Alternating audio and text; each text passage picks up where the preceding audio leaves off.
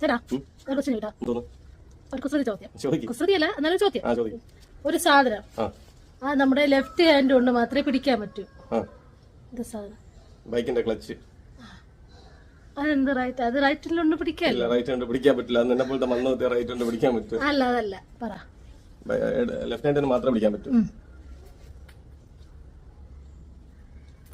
Mobile phone. അത് right hand പിടിക്കൂലേ? ഞാൻ left ഹാൻഡിലാണ് പിടിക്കുന്നത്. കോമൺ സാധനമാണ്. അല്ല, കോമൺ സാധനമാണ്. എല്ലാവരുടെ കയ്യിലും ഉണ്ട്. എല്ലാവരുടെ കയ്യിലും ലെഫ്റ്റ് ഹാൻഡ് പിടിക്കുന്നത്. Left pocket.